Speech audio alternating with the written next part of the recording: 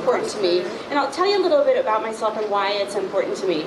I've been on the Salesforce platform for about 10 or 11, 12 years. I don't recall exactly. I started as an Excel genius, and then my company implemented Salesforce, and they tapped me to be the implementer in a Spanish-speaking environment. It was really neat. I then became a program manager, and I spent 5 years growing a .NET team and a Salesforce team with senior developers as we implemented an in-house system with legacy databases for an energy efficiency company. It was really cool. We were always under-resourced, and we always created technical debt, but I didn't know what it was at that point. I just knew it was frustration for me, my team, and the users. And then for the last 5 or so years, I've been consulting as a project manager, where I get to go into different companies and actually deal with some of their technical debt as we're trying to implement something new. In my spare time, I'm very active in the Salesforce environment. Some of the things that I've done, I've been an MVP, I think, for 4 years. I run a developer conference in Portland that we've had for 3 years called Forcelandia.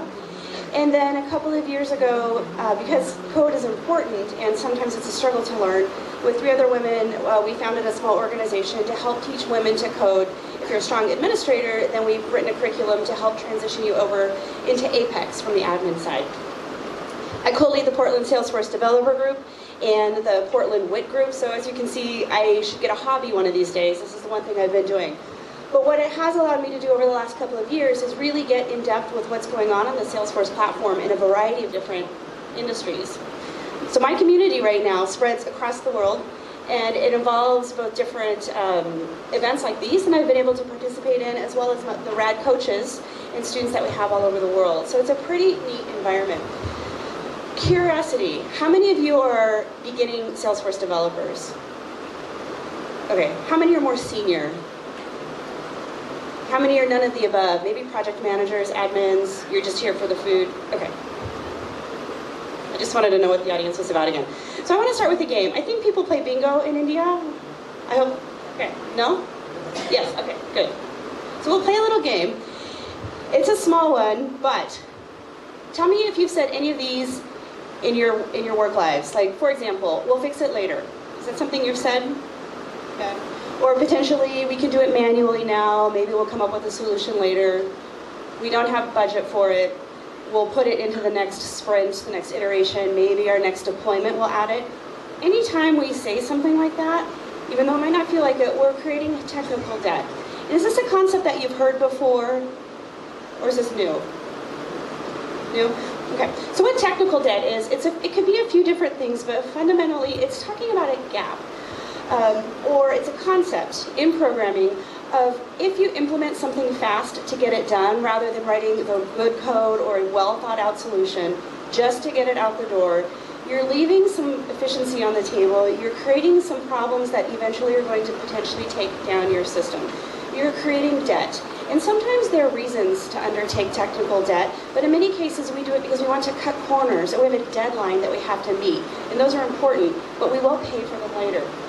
So in this session, I want to talk about a couple of different things that we can work on to help that. One is just recognize it. What is technical debt? When do we create it? If you're working with different clients, maybe across the world, maybe in India, there's always a little bit of friction between what features people want and what they're willing to pay for. And that's a great area to start doing these when we say, we'll do it later, we'll do it later. In many cases, it never happens. So we need to be able to recognize it. Then we need to be able to minimize it so that we can optimize our systems and not have them fail on us, because nobody wants to experience downtime. So who is this presentation for? Developers? Clearly. Admins, basically anybody that's going to be in a system ecosystem, okay? Because all of us are responsible for technical debt. So I'll cover 5 different things today. The key people that we need to talk about. Language. Language is an important one. Continual growth. We have to emphasize continual growth. Well, that sounds really nice to say as soon as we deploy, we're done. We're just beginning because we still have to maintain things. We'll look at some ways to visualize and then quantify technical debt, and then talk about making it part of the process. I wish that I could say that there's some magic bullet, there's a checkbox that we can use to make technical debt go away, but there's simply not. It's a discipline that we have to use every day, up and down, the amount of people that are in it. So key people, as I mentioned before, there are a bunch of us, okay? It's easy sometimes to think that, well, the C-suite, the CEO, the CIO, the COO, everybody that's in Mahogany Row just doesn't get it. And in many cases, that's just not simply not true. We have IT decision makers, and we think if we go down the scale, decision makers might not fully understand what it is that we're talking about when we talk about why our systems are not stable. The IT PMs that are responsible for getting smaller projects done play a crucial role. And then we have our admins and developers, which most of you are. And finally, we have users on the outside.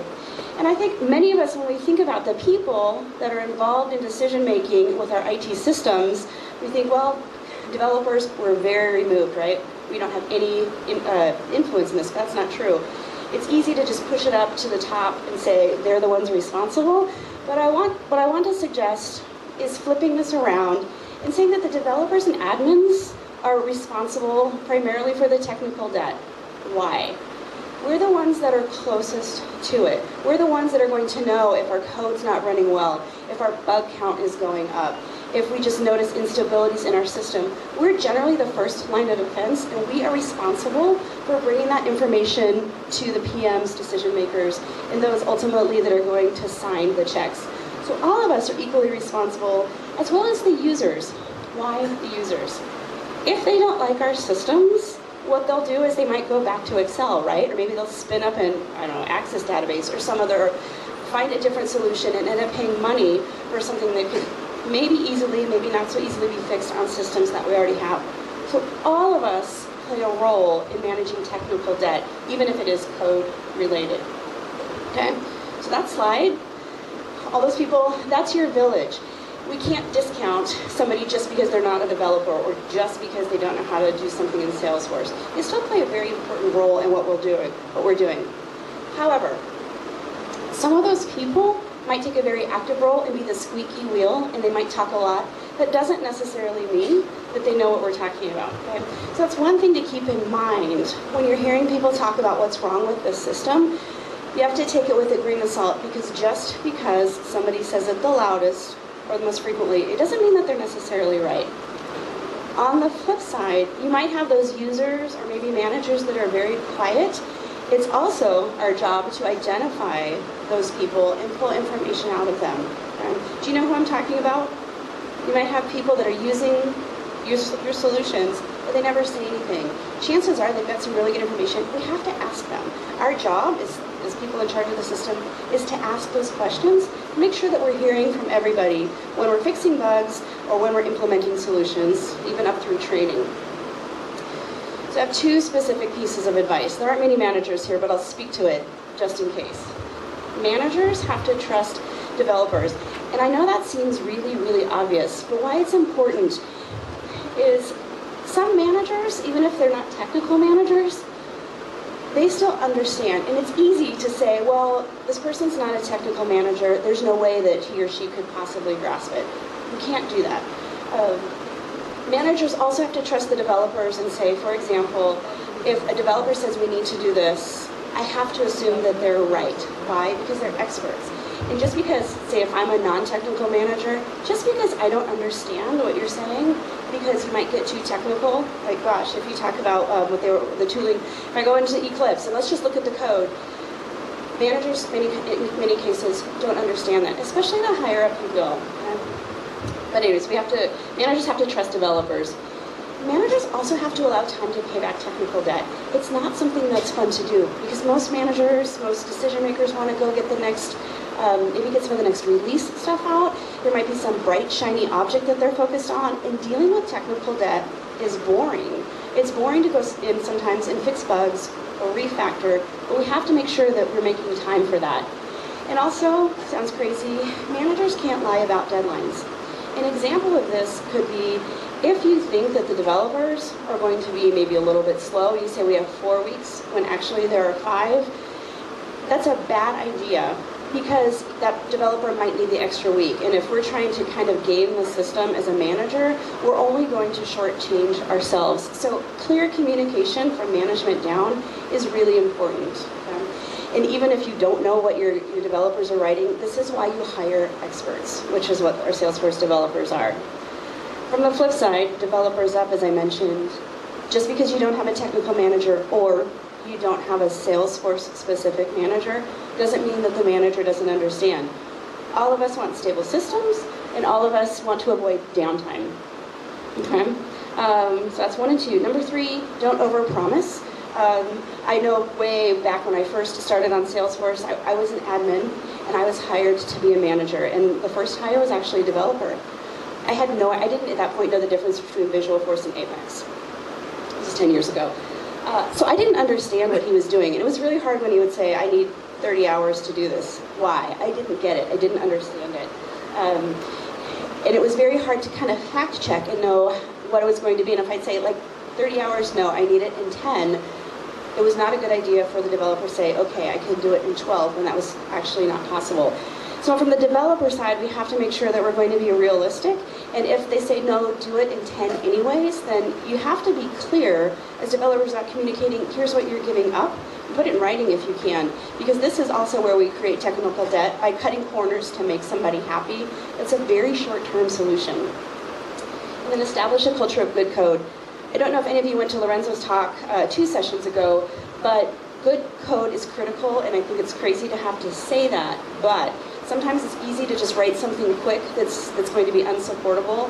Think about the maintenance. So as he said, and it's a great way to say it, write the code as if you're going to be fixing it yourself. Or I think you mentioned the example of when you write code, write it as if some psychotic person is going to be having to maintain it later and they know where you live. You want to make sure that you're going to write something that's easy to fix. Okay. Watch your language. Now, I've given this talk before, not in a multilingual environment, and it takes on a little bit of a new meaning. But what I mean by this is when we're talking up and down our stakeholder village, when we're talking between the C-suite or administrators, or even developers in other languages, it's really easy to default into what we know as developers. I had one of my developers on the .NET side. If I had to bring him to a meeting to support our propositions technically, generally he'd say, just a minute, let me grab my schema. And what he was talking about, and I'm not kidding, is a piece of paper maybe from here to here, where he had printed out the schema and very nicely taped it together. And that's what he wanted to bring to meetings, to show people, like, look, just understand the schema. And I have to say, no, no, no. You can't take that to a meeting with managers or VPs, because they're not going to understand that. If you're trying to get a decision made, for example, by a VP of finance, bringing a schema is not going to work, because we use different vocabularies. And in this scenario, it's our job on the technical side to change our language so that decision makers can understand. For example, we'll talk about ROI, and it's going to be slightly different, but ROI, when we're talking on the accounting side or the CEO side, it might take on a slightly different meaning. They're worried about their investors. They're worried about making sure that we're meeting client demands as we are. We're interested in, is our code coverage complete? Have we set up the right architecture? When is our deployment going to be? Is it strong? And we use a fundamentally different vocabulary. I believe that it's our job to break that down and take out as much of that as we can and put it into, in the States, in basic English, in whatever language you're in, and especially for those of you that are working across cultures, and maybe you're working with clients in other countries in Europe or the US, to make it as simple as possible. It might be faster to default to some of the developer words, if you will, but that's not going to help build your case when you're trying to have somebody make a decision on why you might need to spend 300 hours refactoring code. So it's our job on the technical side to make it more easily understandable in more simple English. Does that make sense? Okay. I think everybody gets bugs. But basically, we have to make sure that we keep it simple. Why do we have to do that? People that don't understand the technical side, you may have noticed this, are generally very shy about saying, break it down, help me understand. People don't like to show that they don't understand, so we want to make sure we put them in the best scenario possible, because we want them to say yes. We want them to say, yes, I'll write that check, I'll give you the money, I'll hire a better team. Okay? So watch our language. Some of the ways that we can change how we say is phrase it in something more positive. Because when we're talking about debt, nobody likes debt. We like to do positive things that move our systems forward. So some examples might be, when you're talking about how you want to move things in the right direction, is talk about a risk reduction plan. People like to reduce risk. Nobody wants to have that around. So if you frame it in more positive verbiage, this will also help frame it in a nice way for them to make decisions, because everybody wants to have a risk reduction plan or an optimization technique. You could start a conversation like, I've got this great way to optimize our systems. Here's my techniques. System stability process, which speaks to a longer term involvement, but instead of talking about all the bugs or all the debt that we have, these are some different words that we can use when we're trying to get somebody to say, yes, I'll sign up. I think it's a great idea to go spend 100 hours from their standpoint, not doing anything but just stabilizing the system underneath. And along those lines, write it down. I know there's kind of a love-hate relationship with documentation. And I'm not saying document everything, because that can take time, but what I am saying when we write it down and watch our language, follow up with emails. For example, comment your code. I know it takes a little bit of extra time, but it's there that we can really be clear on making sure if we're understanding each other before we get too far down the solution road and make some mistakes. All right. Continual growth. A couple of things happen when we're making solutions. Code never dies, right? It's always going to be there. Once you write it, unless you have a large system change, chances are it's going to be there for quite some time. Projects are never done. Even after we deploy, we still have to maintain the system. There are probably going to be phase 2, phase 3, or things that you're going to be continuing to fix. So when we're setting expectations with our project teams or with our clients, we want to stay away from saying that, when it's done, we don't have to worry about it, because that's never going to be the case. Processes change. We can deliver an excellent solution, and it could be the next 2 weeks, something's going to change in the company, and we have to go change it. So we always have to be aware of that and keep talking about when the processes change and keep in our minds that there's always going to be something else to do. Maintenance has costs. The more code you write, for example, the larger your code base is to maintain, and the more time you're going to have to spend in processes related to keeping that code up and running. And then testing. Testing is something in many projects that you save till the end, right before deployment, test it as quickly as possible. Anybody do something like that? Yeah, I'm hoping not.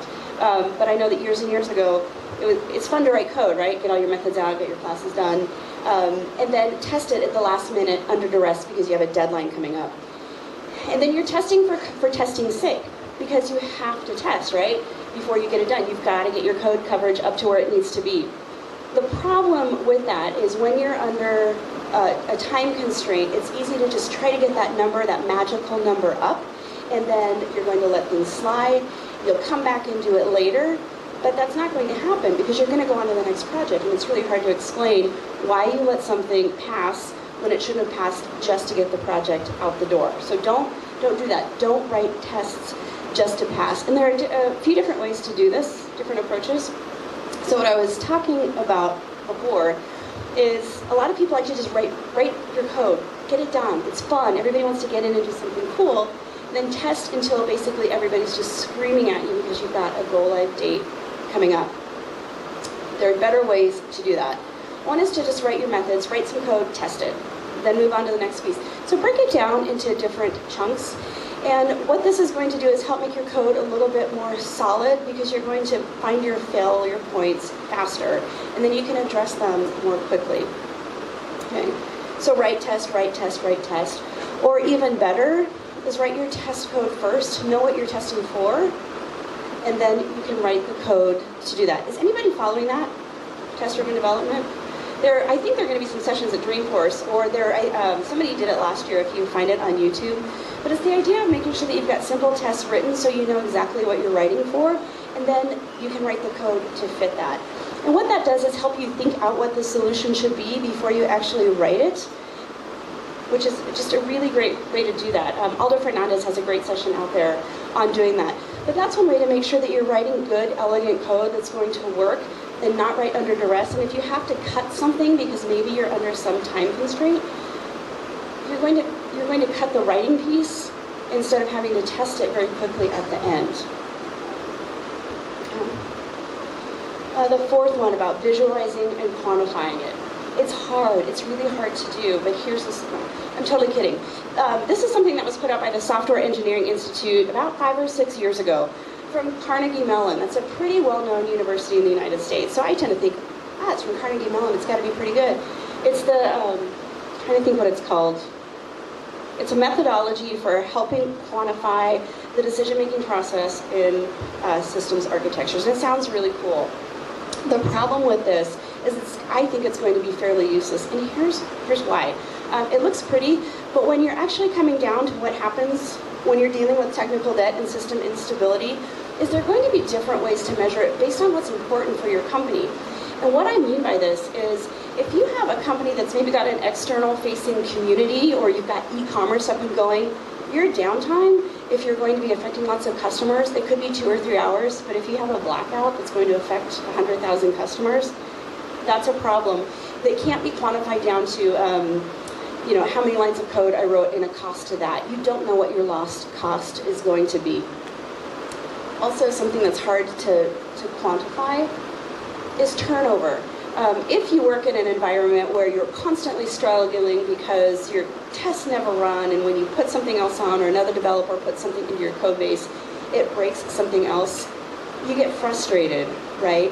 And eventually you'll get so frustrated with your system if nothing changes that you might change jobs. You might look for a better environment to be in. And as you know, especially if you've been in the Salesforce world for a while, if you have a good developer skill set, finding another job is going to be fairly easy. So it's easy to go jump into a different system because you get so frustrated. That's great for you, but for the company behind, so this is more for the managers, for the company that has to replace you, that's a very expensive endeavor to find somebody, ramp them up. So from a manager perspective or a decision-making perspective, it's important to keep in mind that you want to keep your developers and your admins happy so that they stay and keep developing solutions. And the opportunity cost, if you're in fixing bugs or it just takes forever to deploy something because you've got an unstable code base, you don't know what you're giving up with all those lost hours where you could actually be doing something more productive or that your users want. So those are kind of fuzzy concepts, but some ways that we can work to make them a little bit more tangible and therefore be able to communicate them better down the food chain to our IT managers and the C-suite is do something basic, simple. I know there's a tendency to go and buy the latest, greatest ticketing system, but Salesforce has a pretty decent one. It doesn't have to be the best, it just has to work. So for example, if you have some system to track your user stories and you attach bugs to them or different feature requests, that's generally a really great place to start. So that if some manager says, what are we talking about? Give me a number. You have something simple in Salesforce or maybe Jira or one of the many, many platforms out there to create different tickets, have bugs, don't handle things through email. I know that still happens. But if you have just even a simple different record types to handle these different pieces, it makes it much more easy to quantify. And if you've ever delivered information to decision makers, they want something fairly quick because they have other things to worry about. So that if you can keep it simple and concise, you're going to have a much better opportunity to actually get them to read it and make a decision on it. So a very, very basic, here's a chart. We've got 5 bugs. If you can quantify, this will take 10 hours, this will take 100. That makes it a little bit easier for people that are going to make decisions to understand what needs to be done. So really, it doesn't, in the grand scheme of things, it doesn't matter what you call it, as long as you can count it. So whatever works for your company is going to work for your company. And I know that sounds really, really basic, but it doesn't have to be a Cadillac system. It can be something basic. And then make it part of the process. Okay? So what do you do with this debt? Assign it. This is probably one of the most critical pieces, because if you create some kind of ticketing system or a bug tracking system and then it goes into a queue, nothing is going to happen. So what's critical is as you go creating these bugs or feature request tickets, make sure that somebody owns it. It could be a round robin, it could be it's an Apex error, it's yours, it's a JavaScript error, it's yours, but somebody has to be responsible to manage their tickets or else they'll be forgotten. So assign it, have some kind of process to make sure that people are going to be watching what the bugs are. Even if you know it's not going to be dealt with for a year, it's going to be on somebody's radar. Okay? So when you're dealing with these failures, You know, if we look at a sprint, for example, we need to make sure that we put in some kind of system optimization plan in the sprint window. If you have a 2-week sprint, maybe you spend 10% of your time on doing that. If you're going to deploy every 3 times a year like Salesforce does, it's important to make sure that you're delivering the bright, shiny objects that your clients want. Maybe they've got something new that you want to work on, like Killer Flow or the new Lightning component that you're working on. And there might be a bright, shiny object that the CEO wants, and we know that sometimes we just have to do those. We have to make sure that we make a process decision to put in some type of risk reduction plan where the systems optimization or bug fixing needs to be each one of our sprints. And I'll admit, you're recording, which is unfortunate, sometimes you might have to sneak it in. And I've done that because if it's important enough and I as a manager know that I have to do that, but my manager might not, I might find a way to call it something different. But if I know that the system's going to break, or if I as a developer know, sometimes you just might have to sneak it in because ultimately you will pay for it. That call on Friday night when you're trying to go home but something broke, none of us want to deal with that, especially the one that has to stay behind to do that. So for critical ones, you might want to sneak it in and make it done, but it has to be part of the process. And this is it's discipline. It's a huge amount of discipline to make sure this happens, but what we're all trying to do is make sure that we don't have downtime, that we have happy users, and if we're externally facing especially, we don't have any issues with people that are using our systems outside of the company. I'm going to sneak one in. How many of you are working with Lightning? Okay, still a few. When we do the survey informally for the Portland Developer Group, it's actually a smaller number because it's still kind of new. People are still scared of Lightning, but I really feel if you're not dealing with Lightning right now, you're creating technical debt. That's because Salesforce is putting a lot of emphasis onto Lightning as classic kind of goes. It's not being sensitive yet, but all the emphasis is going to Lightning. So if you're not at least exploring it or helping your clients explore it, you're going to get farther and farther behind. I'll admit, I used to not read the Lightning part of the release notes because I'm like, I'm not going to do it. So I was falling farther and farther behind on what was available. So if somebody asked for something, it's easy to default to say, like, we'll code it, when actually it might be coming out or might already be out as part of a Lightning feature.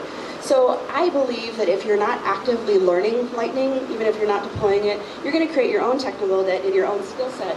But if your company's not at least taking a look at it to know what's coming down the road, then you're going to be creating more debt that at some point you're going to have to switch over when you least want it or at least can least afford it. But there's some cool things to help us out with this. When Lightning first came out, it was very easy to say, this is not Lightning, this is not Lightning, Lightning sucks, there's nothing there.